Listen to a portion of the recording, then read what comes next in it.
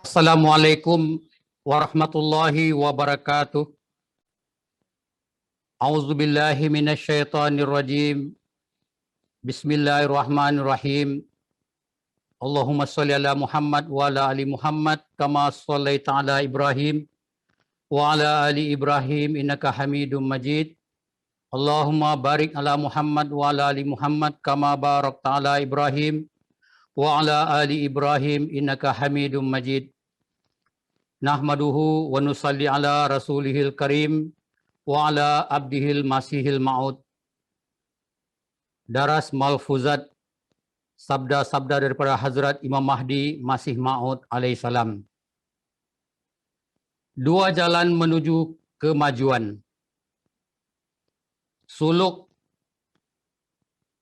orang-orang sufi telah menulis dua jalan menuju kemajuan. Satu adalah suluk dan kedua adalah jazab. Suluk adalah mereka yang berfikir dengan penuh kesadaran dan bijak, lalu memilih jalan Allah dan Rasul sallallahu alaihi wasallam. Sebagaimana firman Allah Subhanahu wa taala, "Qul in kuntum tuhibbunallah fattabi'uni yuhibbukumullah." Surah Al-Imran ayat 32. Yani, jika kamu ingin dicintai Allah, maka ikutlah Rasulullah sallallahu alaihi wasallam. Inilah Rasul pemberi hidayat yang sempurna, di mana telah menanggung pelbagai kesusahan, bahwa dunia tidak memberi perhatian kepada baginda. Satu hari pun baginda hidup tidak tentram. Zaman sekarang ini, pengikut baginda yang sejati ialah mereka yang mengikuti setiap qaul dan fi'il baginda dengan penuh kesungguhan. Pengikut sejati itu adalah mereka yang benar-benar mengikuti segala-galanya secara menyeluruh. Orang yang hanya inginkan kesenangan, tidak disukai oleh Allah Ta'ala, malah mereka akan berada dalam kemurkaan Allah Ta'ala. Perintah Allah di sini untuk mengikuti yang mulia Rasulullah sallallahu alaihi wasallam. Maka perbuatan orang salik yang sepatutnya ialah, pertama sekali hendaklah melihat dengan sempurna sejarah yang mulia Rasulullah sallallahu alaihi wasallam. Kemudian barulah mengikutinya. Inilah yang dinamakan sebagai suluk. Dalam jalan ini sangat banyak musibat dan kesusahan. Hanya setelah menanggung segalanya, barulah insan menjadi salik. Yang kedua, jazab. Hazrat Masih Maud alaihissalam bersabda, tingkat jazab ini lebih tinggi berbanding salik. Allah Ta'ala tidak hanya meletakkan mereka pada tingkat suluk saja, malah Dia akan menarik ke arahnya. Semua Nabi adalah majzub. Semasa ruh seorang insan berperang dengan musibat-musibat, disebabkan kematangan dan pengalamannya, ruh mereka menjadi bersinar sebagaimana besi dan kaca. Walaupun ia memang mempunyai ciri bersinar dalam dirinya, tetapi ia hanya akan bersinar setelah dibakar atau digilap, sehingga di dalamnya boleh melihat wajah orang yang melihat. Mujahadah juga berlaku ketika melakukan pembersihan. Pembersihan hati hendaklah dibuat sehingga wajah kelihatan di sana. Apa yang dimaksudkan dengan wajah kelihatan? Ia adalah mentasdikan ayat takhallaqu bi akhlaqillah. Hati seorang salik adalah kaca di mana musibat dan kesusahan menjadi pengilapnya. Biasan akhlak Nabi sallallahu alaihi wasallam kelihatan dalam dirinya.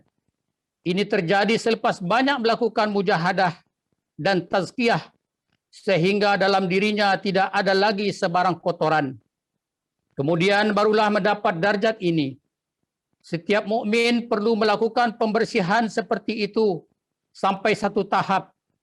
Tidak ada mukmin yang akan mendapat keselamatan tanpa menjadi seperti kaca.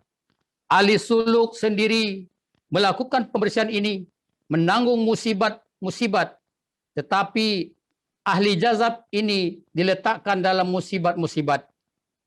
Tuhan sendiri yang menjadi pembersih kepadanya dan dibersihkan dari segala musibat dan kesusahan, sehingga dikurniakan darjat kaca. Sebenarnya salik dan majzub sama saja kesudahannya. Jadi muttaqi ada dua bahagian, suluk dan jazab. Iman bil ghaib. Hazrat Masih Maud alaihissalam bersabda, sebagaimana yang telah saya jelaskan mengenai ketakwaan, ia memerlukan kerja keras. Sebab itu dikatakan hudallil muttaqin allazina yu'minuna bil ghaib. Surah Al-Baqarah ayat 3 dan 4. Di dalamnya menuntut satu kerja keras. Membawa iman bil ghaib dalam menghadapi kesaksian perlu sejenis kerja keras. Jadi untuk orang muttaqi ada satu had kerja keras. Kerana apabila dia mendapat darjat salih, maka yang gaib tidak lagi gaib baginya. Kerana dalam diri orang saleh itu ada terbuka satu sungai yang keluar dari dalamnya dan boleh sampai kepada Tuhan. Dia melihat Tuhan dan kasih sayang Tuhan dengan matanya bahwa man kana fi hazihi a'ma wa huwa fil akhirati a'ma. Bani Israel ayat 73. Dari situ jelas bahwa selagi insan belum berhasil mendapatkan cahaya sepenuhnya di dunia ini, dia tidak akan tidak akan dapat melihat wajah Tuhan. Jadi pekerjaan seseorang muttaqi ialah sentiasa menyediakan surma yang daripadanya sesuatu yang menyebabkan kerohaniannya menurun akan menjadi jauh. Sekarang jelas bahwa muttaqi adalah buta pada permulaannya. Namun dengan berbagai usaha dan tazkiyah, maka dia berhasil mendapat nur. Jadi setelah tidur, jaga, makan, lalu menjadi soleh, maka iman bil ghaib tidak kekal dan kerja keras juga turut berakhir.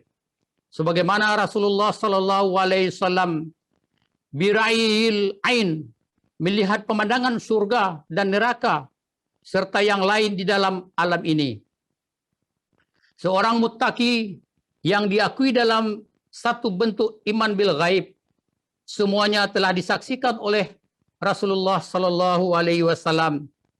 Dalam ayat ini mengisyaratkan bahwa walaupun seorang muttaqi itu buta dan bekerja keras dalam kesusahan, tetapi orang soleh berada dalam tempat yang aman. Dan jiwanya adalah nafsu mutmainnah. Orang muttaqi mempunyai bentuk iman bil ghaib dalam dirinya yang berjalan dengan cara yang sangat gelap. Dan dia tidak tahu sedikit pun atas setiap perkara menjadi iman bil ghaib baginya. Inilah dia siddiq, dan untuk orang siddiq janji Allah Subhanahu wa taala ialah mereka akan mendapat kejayaan. Ulaika humul muflihun. Al-Baqarah ayat 6. Malfuzat jilid 1 halaman 23-24. Assalamualaikum warahmatullahi wabarakatuh.